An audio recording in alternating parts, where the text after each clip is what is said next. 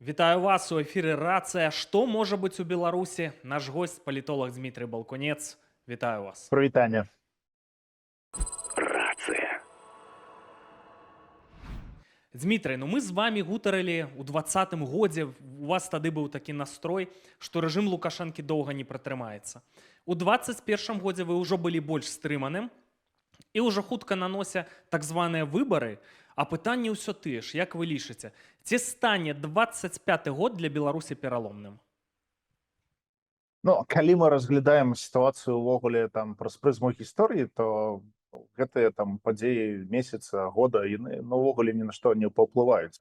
Але тое, што я бачу, што Лукашенко ён ўсё ж такі чалавек, які знаходіцца на краю сыходу са сваёй пасады.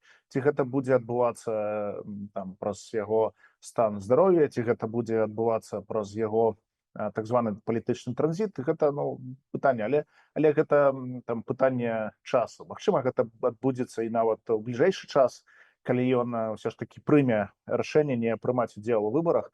Таму што я нагадаю, што вось за апошнія 4 гады Лукашенко правёў вельмі вялікую працу, ён змяніў цэлы шэраг законаў, змяніў канстытуцыю, ён у законах прапісаў для сябе персанальныя гарантыі для сябе і членаў сваёй сям'і. Такога не было ніколі. І гэта таксама крокі, якія магчыма сведчаць пра тое, што ёсць сілы, якія Лукашенко да гэтага заклікалі. Зразумела, што гэта не ён сам, а хтосьці яго прасіў гэта рабіць. Магчыма, нават і некі был ціск на яго. Вось, але такі працэс павольна ідзе. Хачу у вас пытацца пра наступны наратыў. Вось сыход вайны ва ўкраіне, альбо сыход вот этой гарачай фазы вайны. Беларусь моцна ад гэтага залежыць? Вот што будзе ў Беларусі? Так, моцна залежыць ад таго, якім чынам закончыцца вайна. Нават калі разглядаць там розныя меркаванні, якія гучаць у свеце пра тое, што Украіна павінна некую кропку паставіць у гэтай вайне, нават калі часткова адмовіцца ад тэрыторыі, якія зараз страціла.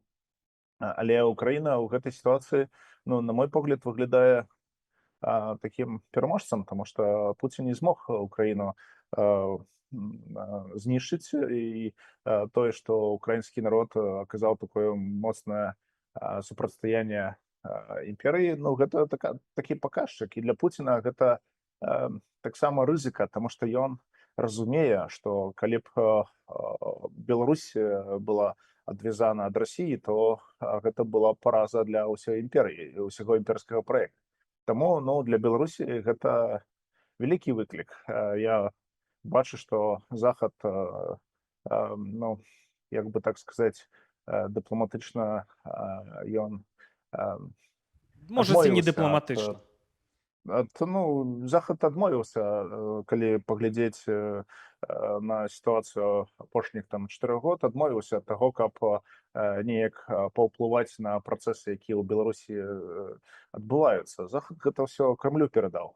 Это бачна і па фінансаванню, якое Лукашенко атрымлівае ад Крамля, і па іншых накірунках дзейнасці. І таму я не выключаю, што калі будзе некае пагадненне падпісана, то могуць быць таксама і разглядацца магчымасці, што Беларусь можа быць такой вось манетай, якую перададуць Крамлю, як, дарэчы, было і ў часы пасля Другой сусветнай вайны, калі быў зроблены такі падзел свету.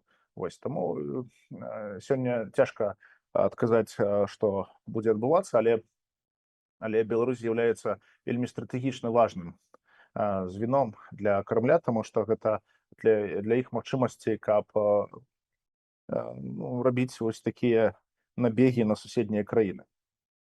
Беларусь больш, чым важная тэрыторыя, я дазволю сабе сказаць, так? Няма Беларусі ў арбіце Крамля, няма нападу вось у раён Сувалкаўскай прасторы, на Польшу і гэтак далей. Тое, што Захад пагадзіўся там аддаць Беларусь у эту крамлёўскую арбіту, не змагаўся і гэтак далей, яны за гэта паплацяцца, это маё меркаванне.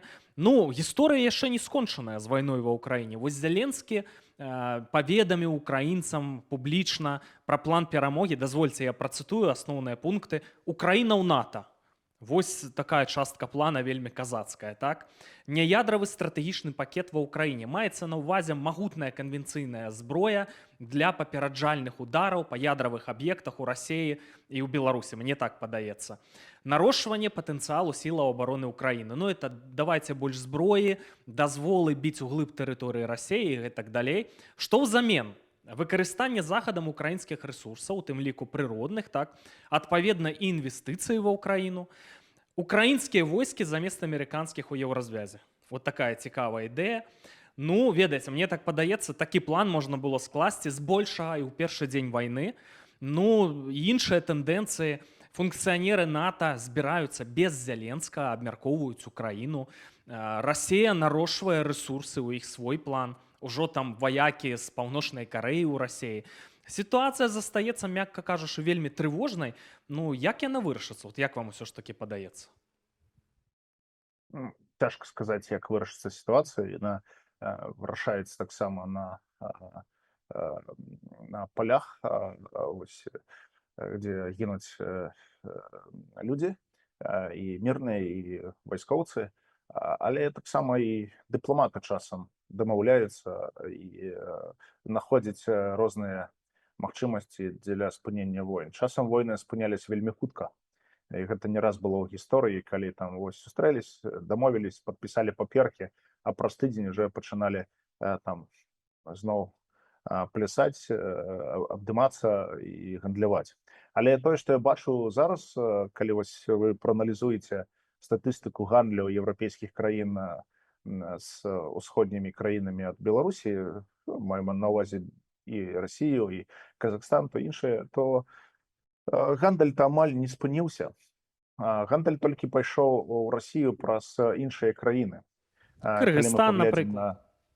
Кыргызстан, Казахстан, Арменія, Азербайджан, іншыя краіны, праз Турэччыну гандаль на Расію таксама, праз Індыю, праз іншыя краіны. Расія гандлюе нафтай праз Індыю, і гэтай нафтапрадукты адпраўляюцца ў еўрапейскія краіны. Гэта ўсё ведаюць. Але ну, еўрапейцам гэта як яны будуць казаць, што вось яны там гандлююць з Расіяй. Яны гэта робяць, але яны выкарыстоўваюць іншыя магчымасці. Вайну можна спыніць вельмі хутка. І Пуцін нічога не зробіць, ніякую ядзерную зброю не будзе выкарыстоўваць. Зачыніць Басфор, зачыніць праліў каля Даніі і цалкам спыніць рух усіх грузаў, якія ідуць з Кітая, з Расіі ў еўрапейскія краіны, і Пуціну выказаць, што трэба вайну спыніць, і потым гандаль будзе адноўлены. Але яны гэта не зрабілі і не будуць рабіць, таму што яны на гэтым зарабляюць грошы. Каму вайна, каму маці радна. Я вярнуся да Лукашэнкі, як вы лічыце, падчас выбараў так званых 25-го года.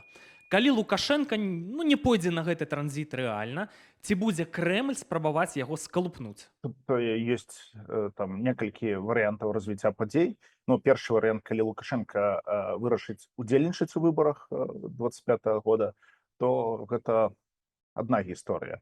Іншая гісторыя, калі ён не будзе удзельнічаць. Ну, давайте паглядзім, калі ён, напрыклад, удзельнічае, і, напрыклад, ён там атрымлівае падтрымку Крэмля, гэта, ну, ўсё там адбываецца ў яго пазітыўна. Калі ён не атрымлівае падтрымку знешнюю ад Кітая, там, Расіі і, зразумела, Захада, то гэта іншая гісторыя. Таму што, ну так, ён сёння кантралюе сітуацыю ў Беларусі, але гэта кантроль ён толькі праз дубінку і праз грошы, які ён атрымаў ад Масквы на падтрымання стабільнасці. Ці атрымаў сёння Лукашенка грошы на прадвыбарную кампанію? Пакуль я не бачыў у медыя паведамленняў, што Крэмль зноў нейкія грошы, нейкія крэдыты Беларусі перадаў. І калі Лукашенка ўсё ж такі, напрыклад, пойдзе, то гэта адно пытанне, калі ён не пойдзе, то гэта будзе там пытанне пераемніка. Але калі Лукашенка вырашыць пайсці на прэзідэнцкія выбары, і яго падтрымка не будзе, скажем так, узгоднена, ці там не атрымае некую інтэлігенцыю, то яго проста заб'юць. А за што яму ордэн далі перад тэарэтычным забойствам? Ну, ён многа працаваў, 30 год, вось такі ордэр 6 чалавек атрымала. На карысць Расіі. Замежных палітыкаў.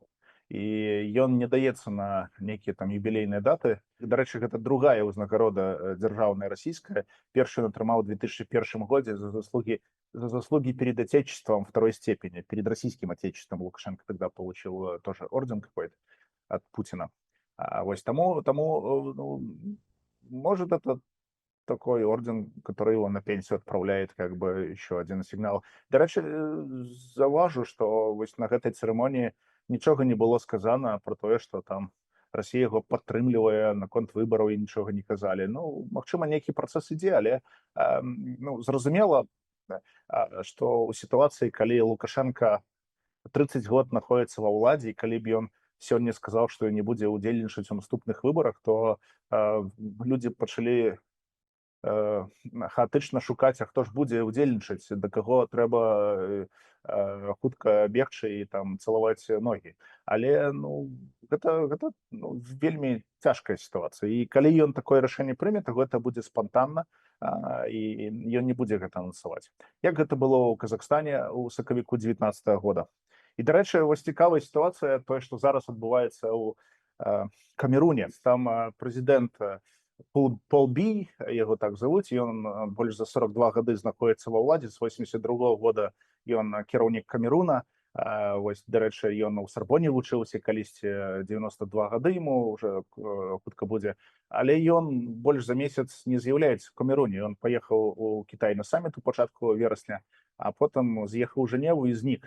І некаторыя медыа афрыканскіх краін заявілі, што ён памёр, але ўлады пачалі гэта адразу казаць, што гэта не так, што ён там жывы, пачалі нейкія паперкі выпускаць, што забаронена абмяркоўваць здароўе і ўвогуле там жыццё прэзідэнта, за гэта арыштаць, там нейкія праблемы будуць у людзей, і сказалі, што ён хутка з'явіцца.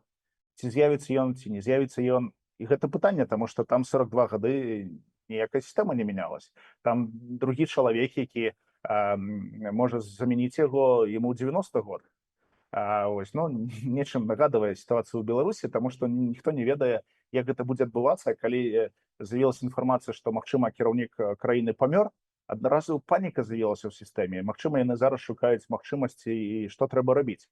І вось у сітуацыі з Лукашенко ну, нешта падобнае можа адбывацца. 30 год ён ва ўладзе, усе да яго прызвычаіліся, але ну, ніхто не разумее, як можа правесціся транзіт улады, як будзе сітуацыя, калі ён, напрыклад, сыходзіць, і як гэты транзіт будзе адбывацца, хто будзе галоўным. Ён, калі ён там себе прызначыў кіраўніком ВНС, некую себе пасадку нарысаваў, ці нехта іншы, хто прыйдзе яму на замену. Вось, напрыклад, прапагандыст Ігор Тур ужо там сказаў, што там вось Лукашенко там сыходзіць, ён такія намёкі, спасылаючыся на самого Лукашенко. Сказаў, што будзе Іван Іваноў прыйдзе нейкі.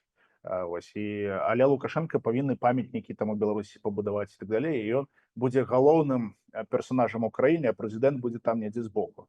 Ну, магчыма, такая сітуацыя ў галаве ў Лукашэнкі таксама, што ён, хоць і калі сыдзе з пасады цяперашняй, то ён будзе по-ранейшаму кантраляваць усе працэсы ўкраіны. І ён так хоча, як Назарбаеў хацеў. Але дзе той зараз Назарбаеў? Пенсіянер? Калі мы гутарым пра тое, што ў Лукашэнкі могуць быць праблемы з Крамлём, но это не беспадстаўныя развагі, безумоўна, так? Ну, у Крамлі ж разумеюць, мяняецца сітуацыя, слабее Расія. Лукашенко гаворыць, што да ў мяне ўкраінскія карані, слава Ўкраіне, там і гэтак далей. Это ж такі чалавек абсалютна. Вы звярнулі ўвагу на такую сітуацыю. Вот была сустрэча афіцыйная Лукашэнкі з сынам, так? Кіраўнік НАК, Віктор Лукашенко. Ну, бачыце, сам вот чаго дасягнуў у жыцці Віктор, самастойна, маладзец. І гэтая сустрэча была, там была нетыповая дэталь. Ні відэа, хоць афіцыйная сустрэча, ні фота, нічога не было. Што яны абмяркоўвалі? Што яны замышляюць, да чаго рыхтуюцца? Як вам падаецца? Ну, гэта цікава, што да, не было ні відэо, ні фота, і нават на сайце НАК, Нацыянальнага алімпійскага камітэта, кіраўніком якога з'яўляецца Віктор Лукашенко, нічога няма пра гэту сустрэчу. Магчыма, і на спорт абмяркоўвалі, але я думаю, што там былі іншыя пытанне аб удзеле Лукашенко ў наступных выбарах. Я думаю, што ў Беларусі ёсць не так много людзей, якія могуць з ім паразмаўляць і гэтае пытанне абмеркаваць. Таму што Віктор разумее сваю сітуацыю, ён разумее, калі штосьці з яго бацькам здарыцца, то уся сям'я Віктора Лукашенка будзе знішчана. Ён гэта разумее. Я думаю, што гэтае пытанне таксама магло абмяркоўвацца. Ну, я бы ўжо прама не знішчаў, але ў 20-м годзе Віктор прапаноўваў бацьку, што давай-ка, бацька, на пенсію ўжо, пара, все нормально, много зарабіў, давай. За што атрымаў публічна па твары. Это пацвярджалі номенклатуршчыкі. Это вось увогуле гэты інцыдэнт разышоўся там. Ва ўсіх райвыканкамах ведаюць пра гэты інцыдэнт. Ну, Зянон Пазняк, у нас выходзіла з ім інтэрв'ю, ён мае аптымізм і мае ўпэўненасць, што Расія можа дэстабілізавацца ў найбліжэйшыя гады. А можа быць, увогуле сёлета пачнуцца пэўныя працэсы. І от я ўжо зараз ад сябе дадам, чаму можа дэстабілізавацца. Ну, я ўжо прыгадваў электаральную кампанію ў Злучаных Штатах. Магчымы будучы прэзідэнт, улічваючы яго псіхатып, можа змяніць сур'ёзна канфігурацыю, тэарэтычна зноў-такі. Далей, эканамічная дэстабілізацыя ў Расіі. Што заяўляюць саудыты? Пра тое, што калі там не пойдзеце з намі на супрацу, абвалім сусветныя кошты на нафту маркі Brent да $50. Гэта будзе азначаць крушэнне эканамічнае ў Расіі, цалкам імаверна, так? Ну і там праблемы ўнутры Расіі паміж суб'ектамі федэрацыі. Інгушэтія, Чышня, тое, што зараз вырабляе Рамзан Кадыраў, там кровная месть, там сур'ёзныя пачынаюцца праблемы. Вы ведаеце Расію лепш, чым я. Вы жылі ў Маскве, вы скончылі універсітэт, вот эту вышэйшую школу эканомікі ці МГИМО. Не, вышэйшая школа эканомікі. Вы былі там выкладчыкам, вы ведаеце асабіста, я так разумею, гэтых всіх Скабеевых, Паповых, Салаўёва, бо вы ў свой час удзельнічалі там у ток-шоу, былі такім нейтральным экспертам. Ну, мне просто цікава, вы чакаеце, што Расійская Федэрацыя можа пахіснуцца цалкам імаверна? Ну, гэта такое пытанне рытарычнае. Яна можа пахіснуцца пасля сходу Пуціна. Ці нейкія, калі праблемы ў яго пачнуцца там з яго жыццём, ці там здароўе будзе неяк падвадзіць. Але ну, на сённяшні дзень сітуацыя там, мне здаецца, вельмі такая стабільная. Таму што ёсць ўсё ж такі там рэсурсы для падтрымання сітуацыі, ёсць у грамадстве, у глубінным народзе падтрымка тых дзеянняў, якія сёння Пуцін праводзіць супраць Украіны. Гэта комплекс імперыі, і гэта таксама ўплывае на тыя настроі тых людзей, якія там знаходзяцца. Вось, ну, таму, калі нешта будзе адбывацца, то там, не сёлета адназначна, гэта можа там, будзе звязана са сменай эліт, таму што сёння людзі, якія ведуць гэтую вайну, гэта людзі 70+ палітбюро. Пытанне, колькі яны яшчэ там пражывуць, а вось калі яны будуць сыходзіць з жыцця, фізічна будуць сыходзіць з жыцця і з палітыкі, вядома, то гэта можа пакласці пачатак для нейкіх перамен, як гэта было ў Савецкім Саюзе, калі пасля сыходу Чарненкі, спачатку Брэжнев, потым Андропаў, Чарненка, прыйшоў ну, больш такі малады, можна сказаць, рэфарматар, які правёў некаторыя рэформы, якія прывялі да канца Савецкага Саюза. Магчыма, і ў Расіі так будзе. Рацыя. Дмітрый, вы з месяц таму ў сваіх соцсетках абяцалі Лукашэнку нейкі грандыёзны сюрпрыз. Я хачу у вас спытацца, гэта было і псо, ці здарыўся гэты сюрпрыз, ці не здарыўся? Вось маглі б вы патлумачыць? Будет еще. Выбачайце за такое пытанне, што я педалірую, але якого кшталту это сюрпрыз? Вы маглі бы больш патлумачыць, но это ж цікавостка. Можа быть, это звязана з міжнародным крымінальным судом? Сюрприз будет сюрпризом. Ну, реальным сюрпризом, что это гучное будет? Реальным сюрпризом. Это проблему Лукашенко створить? Абсолютно. Я хочу вернуться на беларуска-польскую мяжу. Вось гэты міграцыйны крызіс, гібридная агрэсія, так? Палякі патрабавалі спыніць гэтыя потокі мігрантаў, вызваліць пачобута, вызваліць палітвязняў беларускіх. Ну, потокі мігрантаў спыніліся. Вы, дарэчы, бралі ўдзел у гэтых кампаніях, ініцыятыва «Ультыматум», сімвалічнае перакрыццё транзіта грузаў і гэтак далей. Ну, па факце, калі глядзець на нашыя нацыянальныя інтарэсы, Ну, пачобу там жа, дзе ён і сядзеў, там жа і знаходзіцца. Палітвязняў выпусцілі, ну так ацэначна, я зараз кажу, ацэначна, мы не ведаем усіх лічбаў. 1-2% ад усіх палітвязняў. Атрымліваецца, што не дасягнулі мы мэтаў, на якія спадзяваліся. Но я хочу падкрэсліць, што ініцыятыва ультыматум і тое, што яна была рэалізавана, гэта была, на мой погляд, і з'яўляецца адзінай магчымасцю для вызвалення ўсіх палітычных вязняў. І па маім дадзеных вызвалена было з пачатка ліпеня каля 130 чалавек выйшлі на волю. Гэта стала магчымым, таму што была праведзена дыпламатычная не толькі праца з боку некаторых асоб, якія вялі перамовы з афіцыйным мінскам, і жорсткай палітыкі, якую можна сказаць, рэалізавала Польша у падтрымцы з некаторымі еўрапейскімі краінамі. І сітуацыя, якая на мяжы тады склалася ў ліпені, яна прывяла да таго, што Лукашенко пачаў вызваляць палітвязняў. І працэс быў, працэс працягваецца, але ён зараз трохі так падмарожаны. Але я лічу, што гэта ўсё ж такі значная падзея. Нават калі выйшла там 5 сколькі там адсоткаў чалавек, то гэта вельмі важна, таму што гэты рух пачаўся. Але я лічу, што можна гэта працягнуць, але трэба таксама палітычная воля. Но часам сярод палітыкаў розных еўрапейскіх краін ёсць розныя меркаванні, што вось трэба паехаць з Лукашенко дамаўляцца, што вось трэба там нешта з ім рабіць. Ну не трэба з ім нічога рабіць. З ім можна размаўляць толькі на яго мове, на мове ультыматума. Ён іншай мовы ніякай не разумее. А я лічу, што гэты працэс будзе працягнуты і разлічваю, што ў бліжэйшы час все ж такі гэты працэс прывядзе да вызвалення яшчэ групы асоб з турм. Адных вызваляюць, іншых набіраюць, пакуль што тэндэнцыя такая. У вас вайна з выданнем «Наша Ніва», так? Адно з самых папулярных беларускіх медыа. Значыцца, яны выкарыстоўваюць любую нагоду, каб зрабіць пра вас там матэрыял, што вы там неканструктыўная асоба там і гэтак далей.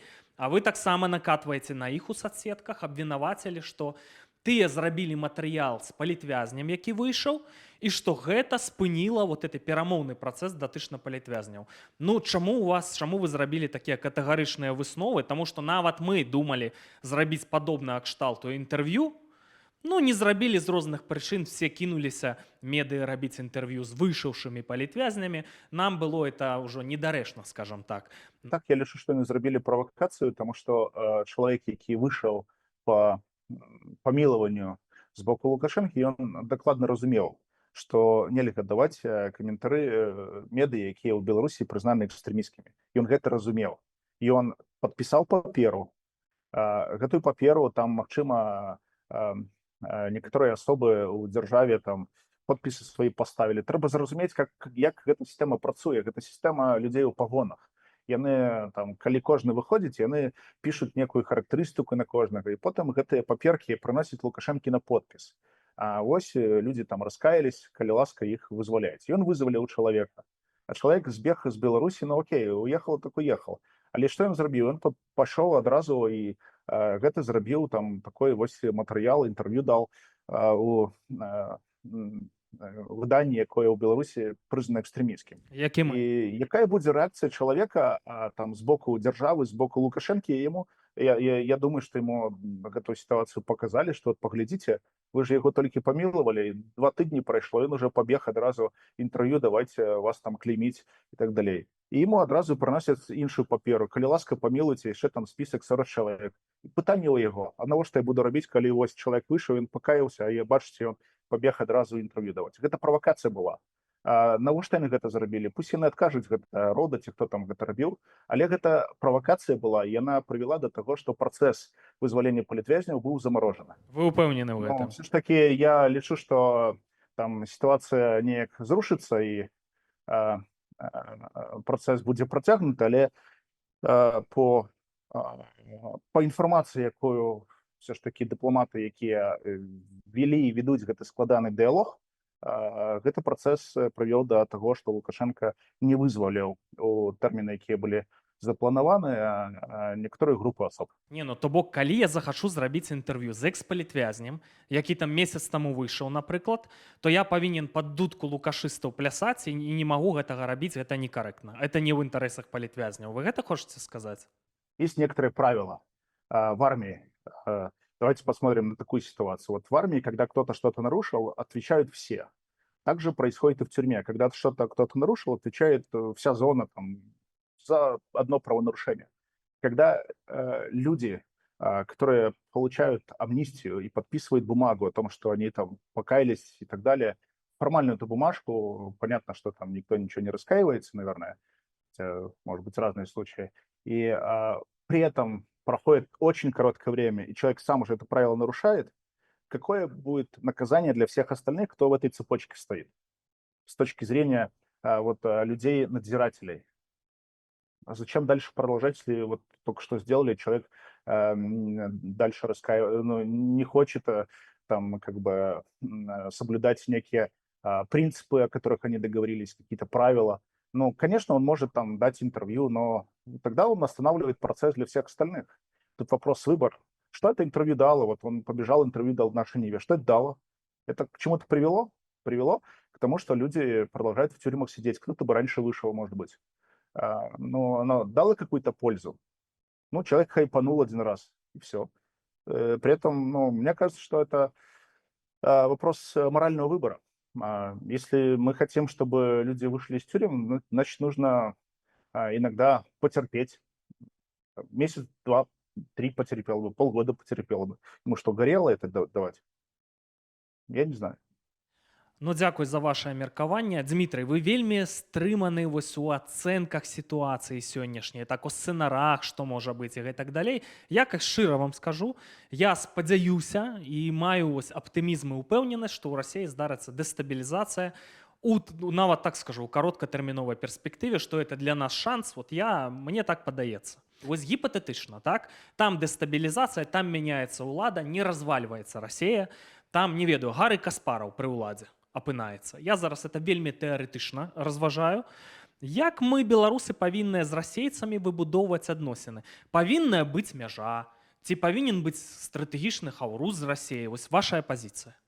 Ну, пока это все теории. Я хочу отметить, что страны Запада, вот если поставить им вопрос, хотят ли они расчленения России, они скажут, что нет. Почему? Потому что есть еще более злейший враг — Китай. И для них Россия является таким балансом. Хочу напомнить, что в 90-м году, когда Буш-старший приезжал в Киев и выступал в Верховном Совете Украины, Украинской ССР тогда, он их предупредил и попросил не выходить из состава Советского Союза. Найдите архив, посмотрите его выступление. Я ведаю пра гэты інцыдэнт. Мы гутарылі з да. прэзідэнтамі, з Шушкевічам, з Караўчуком. Мы ведаем пра гэта. Да, поэтому, ну, это вопрос сложный, вопрос там дестабилизации. В какой-то части для Запада Россия в нынешних границах выгодна. Вопрос там экономического влияния и прочее, но Россия сейчас превратилась в такую региональную державу, и она дальше еще вглубь скатывается. На мой взгляд, если в Беларуси была бы демократизация, то любое демократическое правительство должно первым вопросом поставить вопрос выхода из союзного государства, из ОДКБ. И вот эти две организации почему важны? Потому что Путин 24 февраля 2022 года нарушил все межгосударственные соглашения, которые касались вопроса взаимодействия и использования территории Беларуси для нападения на другую страну. Россия нарушила эти договоренности. И я считаю, что в этом плане дальнейшее нахождение в военно-политических блоках для Беларуси является угрозой для ее безопасности. Безумовно. И вопрос выхода должен стать приоритетным. И что касается там границы, ну, наверное, для защиты, если мы говорим границы физической, то это важный вопрос. Но тут еще более важный вопрос. Это граница информационная. В Беларуси нету сегодня свободных независимых медиа, которые бы пользовались популярностью даже на оппозиционном поле. Какие медиа сегодня там более популярны среди населения? Российские оппозиционные медиа. А я вам назову у беларускім медыйным полі, вот ваши сябры, наша Ніва, я у так у душках кажу, это маюць выдатныя сёння прагляды, топавыя. Если вы посмотрите на те объемы информации, которые белорусы потребляют в российском медиаполе, то это просто в разы разница. И это связано в том числе с отсутствием там, ресурсов у этих медиа, с отсутствием возможности работать в поле, можно сказать, да, получать инсайды какие-то и так далее. Это отдельная история информационной безопасности страны. Вторая история– это экономическая безопасность страны. В Беларуси для этого нужно развивать экономику. Сегодня белорусская экономика масштабно зависит от России. Она после 2020 года и особенно после 2022 года очень сильно ушла под российское влияние. В том числе многие информационные системы, которые используются на предприятиях, они сегодня российские, в том числе там банковские и другие всякие услуги. И это создает ну, очень сложную ситуацию, из которой выйти крайне сложно. Крайне сложно выйти. Я подчеркиваю, Запад слил Беларусь. Меркель слила Беларусь, и Макрон слил Беларусь в 2020 году. Они могли остановить войну, не допустить войну в Украине, если бы в 2020 году Лукашенко не остался в кресле. Но Макрон и Меркель не смогли Лукашенко дозвониться. Ну, это смешно было. Они не хотели этим заниматься. Они это отдали Кремлю. Они это отдали Кремлю. Они сегодня боятся об этом сказать. Меркель ушла на пенсию, а Макрон ходит только улыбается. А у них были возможности для того, чтобы надавить на Лукашенко, очень жестко надавить на него. Но вместо этого они продолжали деньги зарабатывать. Просто мы же видим по статистике, какие гигантские объемы торговли были после 2020 года до 2022 года, какие объемы экспорта были в Европейский Союз. И все эти политики ходили, улыбались, что вот там демократия, права человека в Беларуси, но они торговали все с Лукашенко. Хоть у них там и послы были или какие-то там послы поуезжали, но они это делали. Поэтому, если бы, подчеркиваю, Лукашенко не остался в кресле в 2020 году, и была бы возможность провести, там, не знаю, выборы новые или еще какую-то ситуацию, круглый стол какой-то сделать большой, то я уверен, что любое демократическое правительство в Беларуси не допустило бы использования ситуации, которая сложилась, для того, чтобы использовать территорию Беларуси для нападения на Украину. И это очень важный момент. Это важный момент для безопасности Европы. Но, к сожалению, в европейских странах часто сидят политики, которые понятия не имеют о тех тенденциях и процессах, которые происходят в Беларуси. Ну вот раздали 140 миллионов евро от Еврокомиссии на поддержку демократии в Беларуси. Я когда в Брюсселе спрашивал 2 года назад у некоторых функционеров, скажите, куда деньги уходят? И мне там женщина такая сидела, она говорила, мы отдаем деньги на поддержку демократического общества в Беларуси. Мы даже запрос писали. Можете объяснить критерии, как это происходит?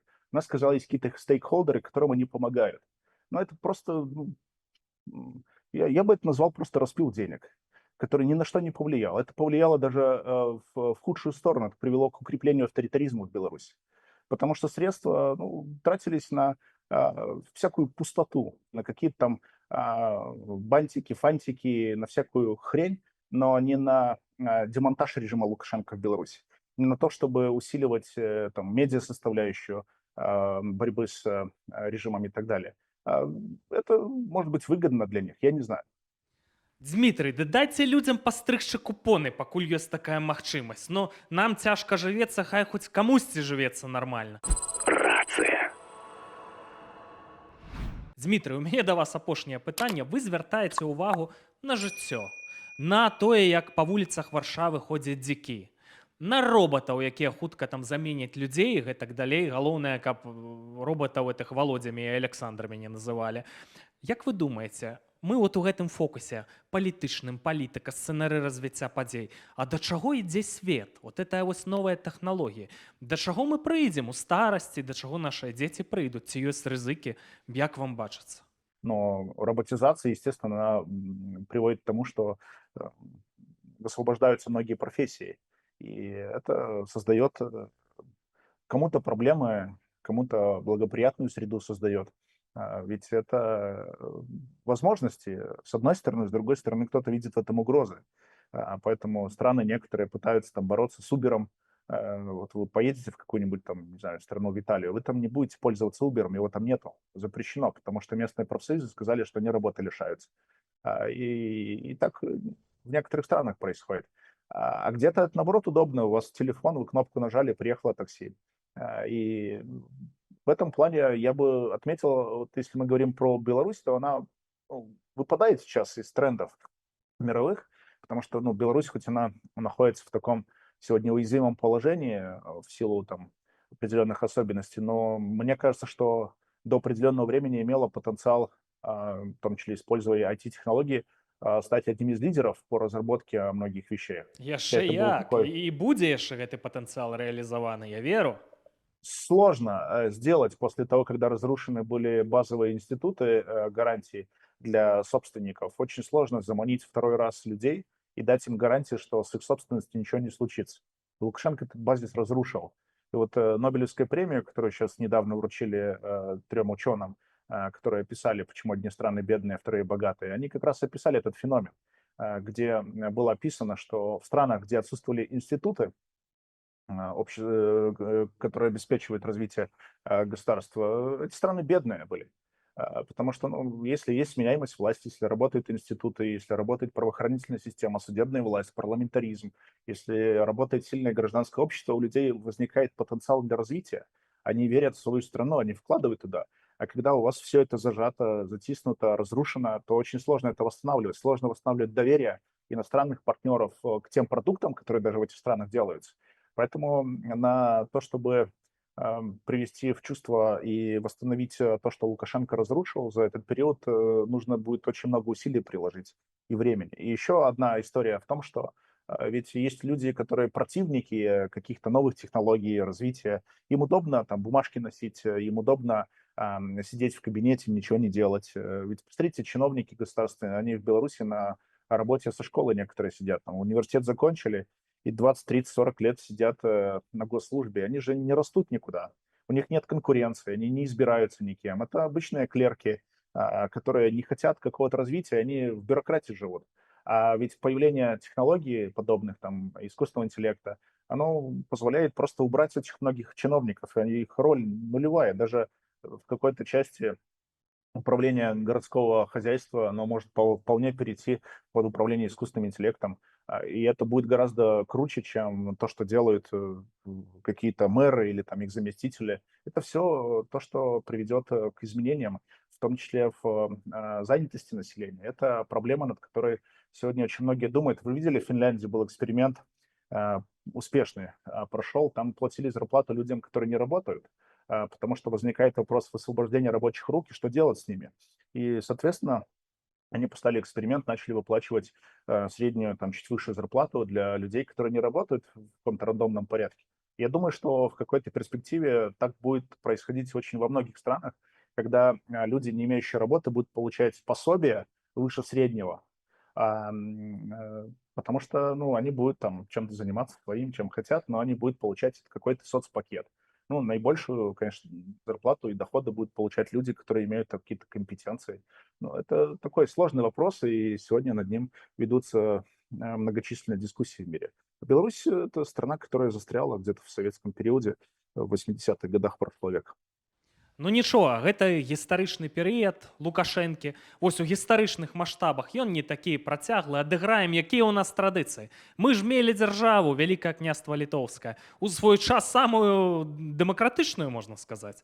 Калі на ўсходзе ў рассіі прыгоннае права, на захадзе абсалютная манархія, а ў нас, ну, па тагачасных мерках дэмакратыя, суперправавая дзяржава. Я думаю, што гэтыя традыцыі вернуцца. Шаноўныя гледачы, вось такая непростая была размова з Дмітраем Балкунцом. Мне цікавае вашае меркаванне. Дмітрый, прыйдуць і лепшыя часы, я перакананы. Дзякую Дякую. вам за гэтую гутарку. Дякую.